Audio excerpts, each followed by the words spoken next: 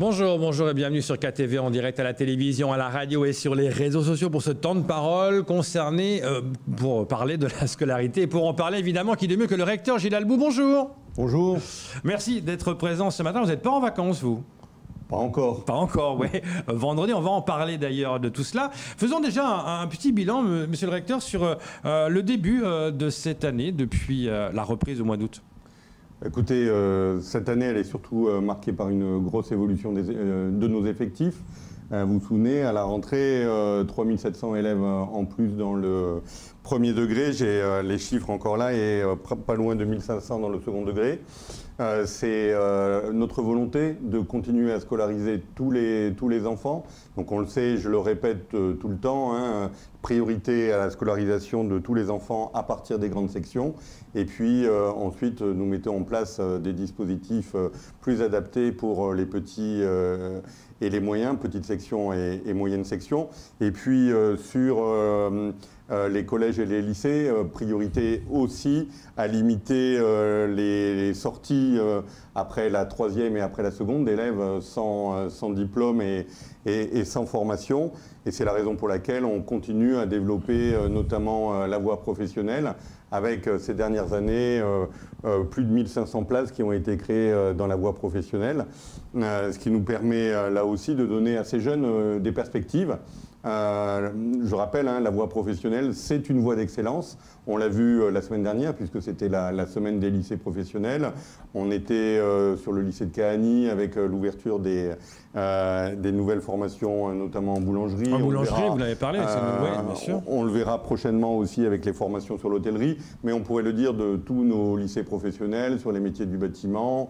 Tous ceux qui viennent dans mon bureau voient les chefs-d'œuvre réalisés par les élèves du lycée professionnel de Chirongui, sur les métiers de l'art en général, le bois, l'orfèvrerie. Donc on a aujourd'hui des lycées professionnels qui rayonnent et j'ai envie de dire en particulier aussi celui de Cahagny, dont on reparlera certainement, mais qui est lui aussi un lycée d'excellence avec une voie générale et une voie technologique et une voie professionnelle, avec là aussi des élèves qui réussissent quand on les laisse évidemment Justement, travailler. Vous me tendez la perche pour Cahagny, c'est un gros souci, il y a eu beaucoup de problèmes, il y a eu même des droits de retrait demandés, des choses que vous aviez dit, nous on n'accepte pas trop. Il y a eu deux discours apparemment, on a l'impression que les enseignants des fois sont mal entendus, mal compris par vous, monsieur le recteur, quand ils s'expriment, en disant non on en a marre, on fait les droits de retrait, on n'est pas entendu. Qu'avez-vous à répondre par rapport à ça ? Écoutez, je ne vais pas revenir sur les discours, et sur parfois des discours un peu biaisés et politisés. Nous, évidemment, quand il y a du mal-être et quand il y a des enseignants qui sont en difficulté, et on a toujours eu cette position, d'abord on va sur place. J'ai entendu un peu tout et n'importe quoi sur le fait que le rectorat n'allait pas sur place. Je pense que s'il y a bien un lycée où on est allé, que ce soit moi-même, mon directeur de cabinet, le DRH, le directeur général le directeur des constructions scolaires ou le secrétaire général, on y est allé, évidemment. Vous savez que quand il y a des événements comme ça, souvent on ferme le lycée, on se donne du temps pour voir ce qu'on peut encore faire pour améliorer les choses. Et notre politique, elle est aussi bienveillante à l'égard des personnels, c'est-à-dire à chaque fois on met en place une cellule d'écoute, une cellule psychologique. Il y a encore quelques semaines, on avait invité tous les personnels à venir rencontrer notre service des ressources humaines de proximité. Et évidemment, un personnel aujourd'hui qui ne se sent pas en état de reprendre, on l'invite à aller consulter son médecin et à demander d'être arrêté, puisqu'on n'a pas envie d'avoir devant des élèves des personnels qui seraient en grande souffrance ou en détresse psychologique. Après, moi, ce que je dis, c'est qu'il ne faut pas non plus instrumentaliser la peur. Quand on nous dit on ne peut pas retourner sur le lycée parce qu'on a peur d'être dans le lycée, mais qu'on y vient régulièrement pour faire un peu d'agitation, vous comprendrez qu'à ce moment-là, c'est la limite aussi entre un mouvement social qu'on peut comprendre, et le droit de grève est un droit et on le respecte, et aussi jouer sur la peur des uns et des autres. Quand on parle de gamins poignardés dans le lycée, ça fait peur, je dirais. Ça, on dit, mais bien sûr. Mais vous savez, quelle est la meilleure réponse ? Quelle est la meilleure réponse pour aujourd'hui ces établissements ? qui sont les premières victimes, peut-être de ces violences.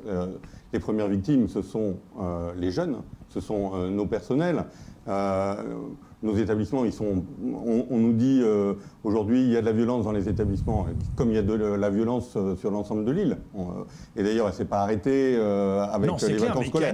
Et donc aujourd'hui, on a des établissements qui sont ciblés, qui sont les victimes. La première réponse, comme quand on est victime, c'est d'abord de ne pas le cacher. On parlait d'autres violences, mais évidemment, vous ne nous entendrez jamais minimiser ces violences, jamais.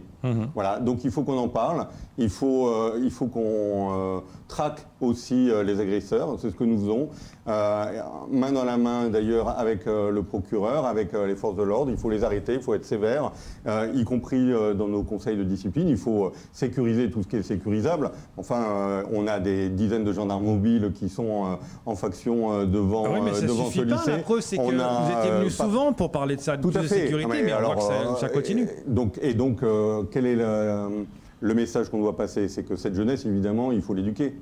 Et cette éducation, elle passe quand même, évidemment, par nos établissements. Donc, nous en sommes aujourd'hui dans nos établissements, nous sommes une des solutions à apporter à cette jeunesse en déshérence, pas la seule, parce qu'il faut aussi qu'on travaille avec les familles. C'est peut-être aussi une des leçons qu'on a apprises, qu'on a confortées en discutant avec les familles, c'est que les endroits aujourd'hui où on voit cette violence qui s'installe sont aussi des endroits où les familles ne sont pas assez impliquées. Alors, ce n'est pas uniquement la faute des familles, c'est aussi peut-être à nous d'aller vers ces familles, de les impliquer, aller avec aussi les habitants pour voilà, qu'il y ait cette continuité éducative. Vous savez que maintenant, c'est une de nos priorités. Vous allez nous demander ce sur quoi nous allons travailler dans les prochains mois et à partir de la rentrée. Et ce sur quoi nous travaillons déjà, c'est cette continuité éducative, parce qu'on ne peut pas penser qu'il n'y a que dans les établissements qu'on éduque les enfants.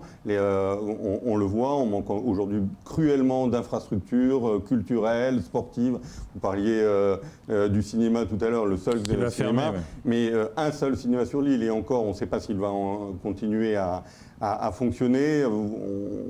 On a des infrastructures sportives qui sont ce qu'elles sont, hein, et derrière aussi un tissu associatif qu'il faut qu'on développe, qu'il faut qu'on accompagne, et puis derrière aussi des parents qu'il faut là aussi qu'on forme à la parentalité. Pour ça, on peut s'appuyer sur l'ensemble des associations de parents et de familles, l'UDAF, l'UDCSF, la FCPE, qui à chaque fois qu'on les sollicite sont mobilisés, qui ont bien compris l'intérêt de cette continuité éducative. Donc, aujourd'hui, la solution, elle passe par là. Et si vous regardez justement la situation de Kahani, on a un lycée qui est très isolé. C'est un lycée où viennent beaucoup de jeunes qui sont parfois peu suivis par leurs parents. Donc, une des pierres, une des contributions qu'on peut apporter, eh bien, c'est justement à partir de ce lycée, travailler sur la continuité éducative. Et au-delà, évidemment, de Kahani, c'est ce que nous allons faire en l'amplifiant à partir de la rentrée. Justement, on parlera de ça. Mais juste avant, il y a les vacances maintenant, mais il y a également les vacances apprenantes qui ont lieu aujourd'hui. Ça fait partie de cette continuité éducative, c'est-à-dire qu'aujourd'hui, alors, les vacances de Noël, vous savez, on a aussi quand même un grand nombre de nos enseignants qui rentrent en famille, et des métropolitains, mais aussi des Mahorais qui vont retrouver parfois leurs enfants étudiants en métropole.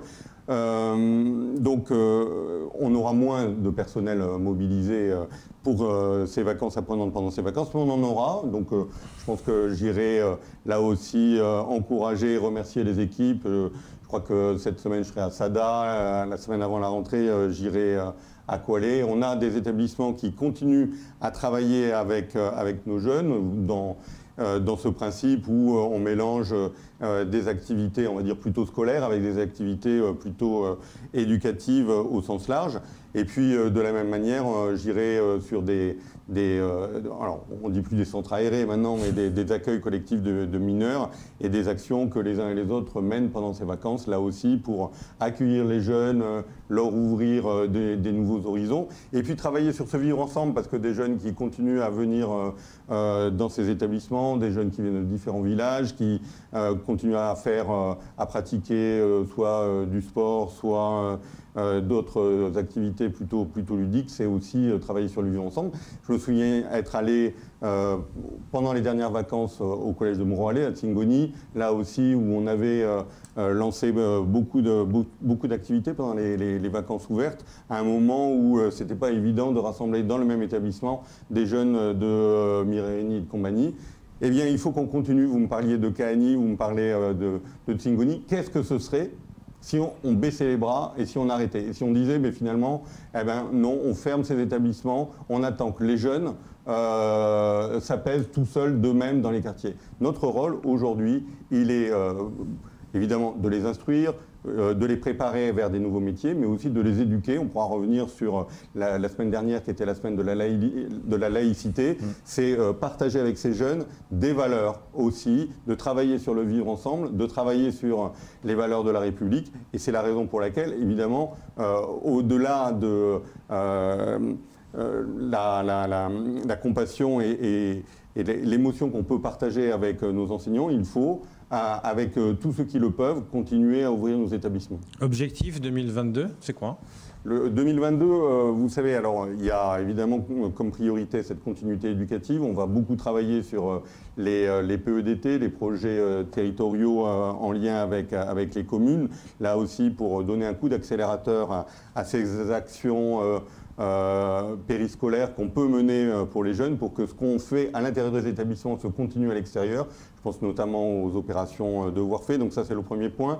Deuxième point, vous savez, là pendant ces dernières semaines, on a pu avoir un retour sur les évaluations nationales, notamment les évaluations de CP, CE1, de 6e, de seconde. On a eu la chance aussi d'avoir la visite de nombreux inspecteurs généraux que nous avions sollicités et qui ont pointé quelques marges de progression que nous pouvons avoir sur l'apprentissage, notamment du français, sur la lecture, l'écriture. Vous savez qu'on a beaucoup progressé ces derniers temps, notamment grâce au dédoublement des classes de CP et CE1, et puis aussi tout le travail de formation qu'on a accompli à destination notamment de nos enseignants dans le premier degré en particulier. Mais on a encore des marches à franchir. On le sait, on a dans des classes des élèves qui, année après année, cumulent du retard, ont toujours des difficultés avec la lecture, avec l'écriture. Donc on a aujourd'hui des analyses qui nous permettent d'envisager des sauts qualitatifs importants. On le sait, on peut travailler en groupe de besoins, en groupe de compétences avec les élèves qui sont le plus en difficulté. Et puis travailler aussi sur la pédagogie, la manière d'apprendre. C'est aussi ce qu'on a vu avec les inspecteurs généraux et ce qu'on a vu aussi avec les collègues qui sont très impliqués. Et donc ça, ce sera la deuxième priorité, avoir un véritable plan Marshall pour lutter contre ce fléau, d'avoir dans les classes parfois un tiers de la classe qui est en grande difficulté avec la lecture et l'écriture. Et donc ce sont des élèves qui sont en souffrance, qui ont une forme de handicap parce que, évidemment, pendant que la classe continue à apprendre, eux perdent la moitié des informations puisqu'ils savent, ils ont des difficultés à lire ce qui est au tableau et aussi à prendre des notes. Et on le sait, en même temps, ils tirent, évidemment, ils freinent la bonne progression de la classe. Donc ça, c'est évidemment la deuxième priorité. Et puis la troisième, c'est de continuer à travailler sur, on va dire, ces parcours d'excellence. Pour nous, un parcours d'excellence, c'est accompagner les élèves dès le plus jeune âge pour leur tracer des voies vers des filières d'excellence post-bac.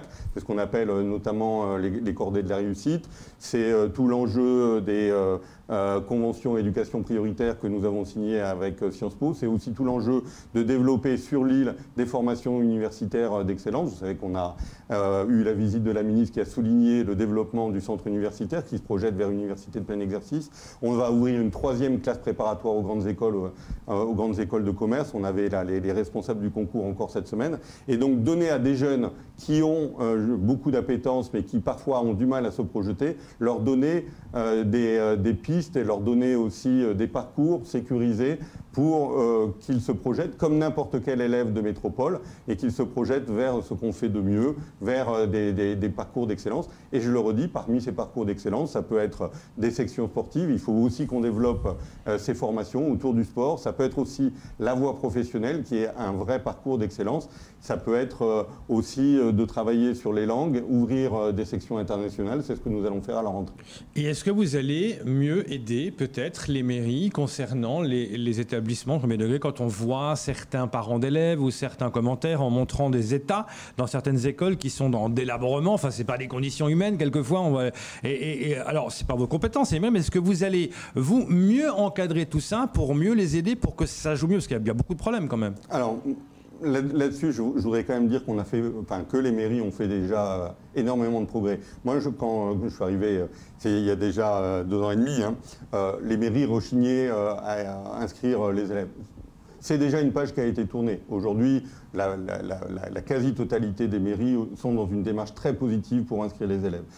Avant, on avait des mairies qui rechignaient aussi à construire des écoles et qui n'avaient pas mis les constructions des écoles parmi les priorités. Maintenant, on les accompagne. Et vous savez qu'on a signé une convention avec l'AFD, l'Association des maires, l'ADEAL, pour accompagner ces mairies. On va d'ailleurs choisir le maître d'œuvre là d'ici cette semaine qui pourra donner un coup d'accélérateur à ces constructions scolaires. Ensuite, vous me parlez de l'entretien. Je veux dire, vous savez, on a des maires qui sont redevables devant leurs électeurs. Et aujourd'hui, évidemment, quel maire pourrait se permettre de dire à ses électeurs et se dire à ses habitants, écoutez, je ne m'occupe pas des écoles. Donc nous, évidemment, on est en appui. On appuie dans quel sens? On fait remonter les difficultés. Et puis, s'il y a des problèmes d'équipement pour les écoles, on peut venir les aider. Ça a été notamment le cas du plan numérique, où je vous rappelle que sur 17 communes, nous avons aidé toutes les communes qui nous avaient sollicité, c'est-à-dire la quasi-totalité. Je ne veux pas citer les 2 communes qui ne nous ont pas sollicité. Et donc derrière, il y a un plan aussi massif d'équipement des écoles. Et nous allons continuer. Je parlais des manuels notamment pour apprendre à lire et à écrire. On ne va pas aller regarder si c'est normalement quand même plutôt au maire d'acheter ce type de manuel et des équiper. Nous allons le faire. Donc à chaque fois que, évidemment, on lance un nouveau plan, comme c'est le plan Marshall pour la lecture et l'écriture ou pour le plan numérique, eh bien le rectorat est là. Il est en soutien avec les maires, mais je discutais encore samedi dernier avec Madi Souf, le président de l'association des maires. Et moi, ce que je vois, c'est qu'il y a quand même plutôt aujourd'hui un dynamisme très positif avec des maires qui sont très volontaires et qui n'hésitent pas d'ailleurs à nous solliciter quand il y a des petits points bloquants. Et à 2, on arrive à débloquer beaucoup de choses, notamment sur les constructions. Gilles Albour, vous aviez sorti une feuille de route qui a été souvent critiquée par les syndicats et vous disiez on va réussir de tenir les délais, de s'y maintenir. Est-ce que vous y arrivez ?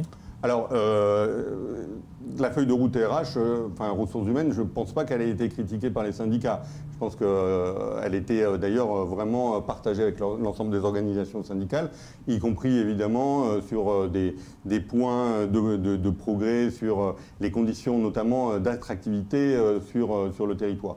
Ce qu'on nous reproche aujourd'hui, et peut-être à juste titre, c'est qu'on n'est pas, on va dire, un calendrier bien établi. Alors, on y travaille évidemment avec le ministère, qui lui aussi est dans un autre calendrier. C'est le déploiement de sa propre feuille de route RH, la feuille de route RH nationale, avec quand même, il faut le rappeler aussi, des mesures de revalorisation, mais qui ne marchent pas que pour la métropole, qui marchent pour l'ensemble des collègues. Notamment, ce sont quand même des suppléments de rémunération pour les collègues en début de carrière. Et on sait à Mayotte qu'on a quand même énormément de collègues qui sont plutôt en début de carrière et qui vont profiter de ces rémunérations.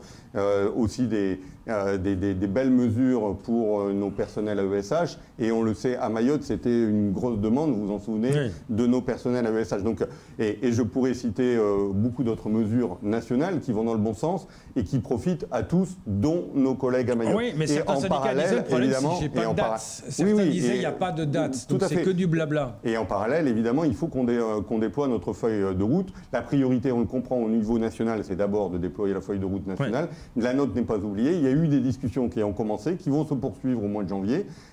On s'y était engagé avec, évidemment, le ministère. Elle se continue et il y aura des dates et des échéances qui vont être données, ne vous inquiétez pas. Et que nos collègues, évidemment... Quand est-ce qu'elles seront données? En janvier? En janvier, bien sûr. Donc en janvier, vous pourrez donner enfin des dates aux syndicats qui vont rassurer tout le monde? J'espère même en donner d'ici la fin de la semaine. Ah bah vous les donnerez, hein, et on les communiquera. Merci beaucoup d'être venu ce matin. Je vous en prie. C'est tout pour ce temps de parole. Tout de suite, la suite de vos programmes.